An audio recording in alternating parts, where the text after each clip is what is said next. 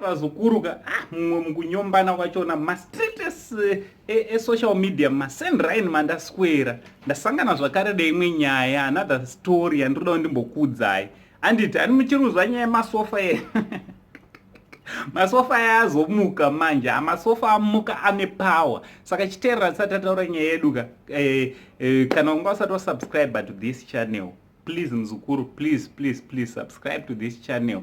Also don't forget to put your notification bell whenever I upload a video you'll be notified. Anditi hapana vatinofara vazukuru, chedu kufara. Anditi family inonsend TV family channel ndiye kufara vazukuru. Kana tichitsamwa edu tinongotsamwa mbichana, but nguva dzedu dzakawanda ngatidziwesterei pakufara. Anditi ndosaka ndipo sekuru wenyu, sekuru wemafaro. Right, so tichiteerera kamuzukuru waka umwe munhu anenge achitobheka ndombotukwa nevanhu zanzi munonyanyoseka.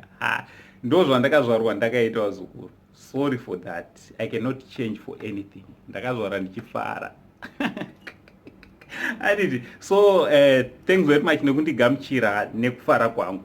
Right, so kana ungasati wasubscribe, put your notification bell kuti whenever I upload a video you'll be notified. Anditi a big shout out kwa uri Grace Dondo, a big shout out to you mzukuru wangu. Anditi chakubatawo nhasi chimuti. Right, chiteererai vazukuru nyaya ndauya nayo. Mubanditi manje zvaazoita, mbanditi asi kubatika mastreet esocial media nekuda kwenyaya dzaari kumbodhila nadzo. You know it's very difficult, it's very hard to be dealing with a divorce. Anditi so at the moment mbanditi is busy dealing ne-divorce. Pane zvakawanda zvine zvichiitika munhu, you need time to heal. Anditi so asi haana kumira kuita mabasa ake. Anditi abva aita zvaaita.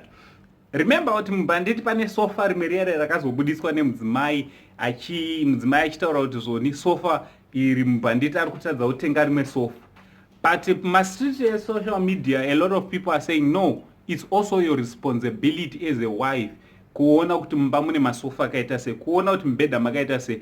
What kind of a lady unomirira kuti your husband ange ari anotenga masofa iwe uripo mumastreet esocial media?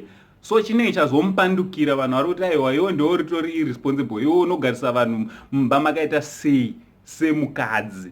Haunyarewo here, it's basa rako rekutenga masofa, kwete kuda kungoti zvese kumurume, poto yaboka woti murume. What kind of a wife are you, Moira?